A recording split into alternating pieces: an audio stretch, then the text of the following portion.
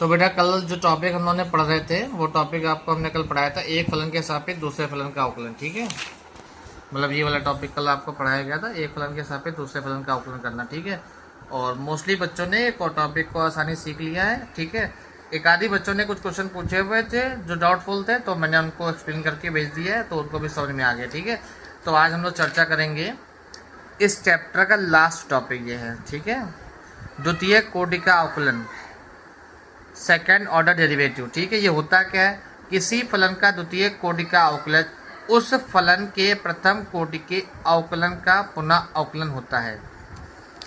ठीक है, मतलब अगर हमारे पास y बराबर एफ एक्स दिया गया हो, ठीक है, तो इसको x के सापेक्ष डिफ्रेंशिएशन करेंगे तो d upon D X of Y, ठीक है, and d upon D X of F x.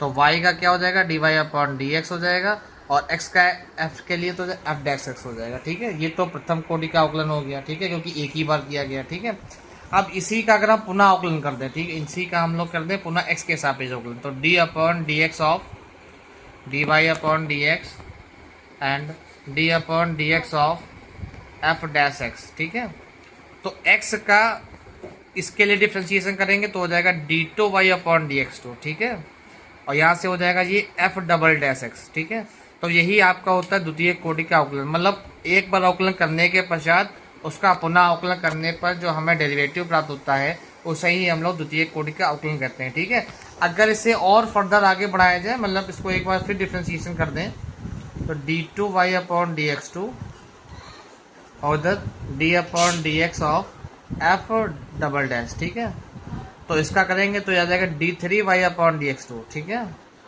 dx3 upon dx3। ठीक है, इधर आ जाएगा f ट्रिपल डैश आ जाएगा। ठीक है, मतलब अगर द्वितीय कोटि के अवकलन का फिर डेरिवेटिव करेंगे तो हमारे पास जाएगा तृतीय कोटि का अवकलन प्राप्त करेगा। ठीक है, इसी प्रकार अगर ये कंटिन्यू प्रोसेस की जाए तो यहाँ पर हम इसको निकाल सकते हैं, n कोटि का ऑर्डर भी निकाल सकते हैं। तो यहाँ से आ जाएगा d की पावर n y dxn, तो यहाँ से हो जाएगा f जो डबल डैश चलेगा n तक चलेगा। ठीक है, जितनी प्रोसेस चाहो, मतलब जितना चाहो उतना उसको अवकलन कर सकते हैं। वैसे समझिए, जैसे एग्जांपल के रूप में सबसे छोटा एग्जांपल लेते हैं जिससे आसानी में समझ पाए। जैसे y बराबर हमने किया है x की पावर 3 लिखा हुआ। ठीक है, अब इसको एक बार डिफ्रेंशिएशन करेंगे तो dy upon D X of Y and d upon D X of X की होगी। तो x का y के लिए हो जाएगा dy अपॉन डी एक्स, इसका करेंगे तो हमारे पास हो जाएगा 3x²। ठीक है, अब इसका पुनः अवकलन करेंगे, एक बार होने पर इसका क्या करेंगे, पुनः अवकलन। ठीक है, पुनः अवकलन करेंगे तो dy upon D X of dy upon D x, इधर हो जाएगा d upon D X of 3x²। ठीक है, तो एक बार अवकलन करने पर ये बदल जाता है डबल में, तो d2y upon D X two, और उधर आपका 3 हो जाएगा बाहर, x² का हो जाएगा 2x, तो d2y upon D X to तो हो जाएगा 6x।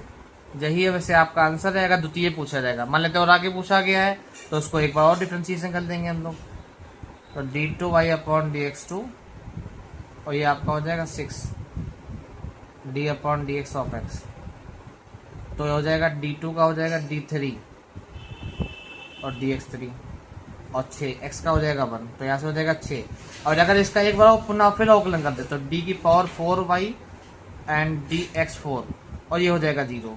ठीक है, मतलब कहने का मतलब है कि अवकलन का मतलब क्या होता है कि अगर इतना बड़ा एक पार्ट दिया है, ठीक है, इसका डिफ्रेंशिएशन करेंगे तो ये छोटा पार्ट में कन्वर्ट होगा, और डिफ्रेंशिएशन करेंगे तो और छोटा हो जाएगा, और डिफ्रेंशिएशन करेंगे तो बहुत छोटा, और आगे करेंगे मतलब करते चले जाएंगे तो लास्ट में ये क्या हो जाएगा, खत्म हो जाएगा, फिनिश हो जाएगा, मतलब इसका एंड ही हो जाएगा। ठीक है, मतलब कहने का मतलब है कोई बड़ी चीज़ है तो उसको बार बार आप डिफ्रेंशिएशन करेंगे तो लगातार वो चीज़ें छोटी हो जाएगा, मतलब अवकलन का मतलब ही होता है लगातार चीज़ों का कम होना। ठीक है, तभी के लिए यहाँ पर हम देख पा रहे हैं कि एक फंक्शन अगर हमने x³ लिया है तो एक बार डिफ्रेंशिएशन करने पर हमारे पास 3x² मिला है, दोबारा करने पर 6x मिला हुआ है, तिबारा करने पर 6 मिला है, और 4 टाइम डिफ्रेंशिएशन करने पर वैल्यू क्या हो गया, 0 हो गया।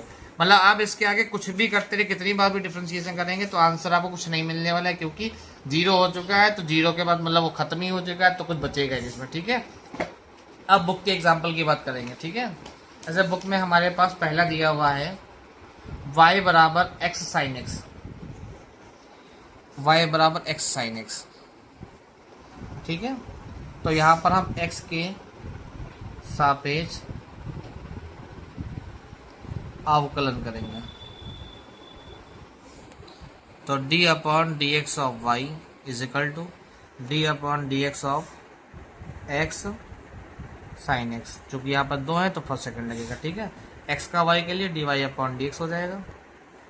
First D upon D X of second plus second D upon D X of first. x sine का हो सकता है cos x plus sine x, इसका वन हो जाएगा। तो x cos x plus sine x, ये आपका तब आंसर सही होगा जब क्वेश्चन में खाली पूछा जाए डी वाई डी एक्स निकालो, लेकिन क्वेश्चन में पूछा गया D two Y upon D X, मतलब इसी का पुनः अवकलन करेंगे, पुनः x के सापेक्ष अवकलन करने पर। तो D upon D X of D Y upon D X, D upon D X of X cos X, D upon D X of sine X. तो इसका तो हो जाएगा D two Y upon D X two, और यहाँ पर first second का formula बन जाएगा। फर्स्ट सेकंड का करेंगे तो माइनस साइन एक्स हो जाएगा, सेकंड को ऐसे रखेंगे, फर्स्ट का करेंगे तो 1 हो जाएगा, और साइन का होता है कॉस एक्स, ठीक है। तो माइनस का एक्स साइन एक्स, और ये जुड़ के हो जाएगा 2 कॉस एक्स, यही आपका आंसर है। यहाँ पर बुक में देख सकते हैं, लास्ट में आपका आंसर ये दिख रहा होगा, ठीक है। तो इसी प्रकार से ये आपकी एक्सरसाइज मिल जाएगी आपको 209 पेज नंबर पर। क्वेश्चन नंबर 2 करना है, क्वेश्चन नंबर 3 है, ठीक है, क्वेश्चन नंबर 4 है, 5 है, 6 है, और उसके बाद में 8.4 में बहुत सारे क्वेश्चन दिखेंगे, क्योंकि यह चैप्टर जो द्वितीय कोटि का अवकलन है ये बिल्कुल बहुत ज़्यादा इंपॉर्टेंट है। इससे एग्जाम में 5 मार्क्स का एक क्वेश्चन प्रत्येक साल आता है, प्रत्येक सेट में आता है, मतलब आप इसको छोड़ ही नहीं सकते, मतलब कंपलसरी आपको सीखना ही सीखना है, ठीक है। आई होप सभी को समझ में आ गया होगा। तो आप सबसे पहले 8.4 एक्सरसाइज को सॉल्व करेंगे इसकी हेल्प से, ठीक है। बाकी कोई प्रॉब्लम होगी तो आप मुझे व्हाट्सएप पे पूछ लें।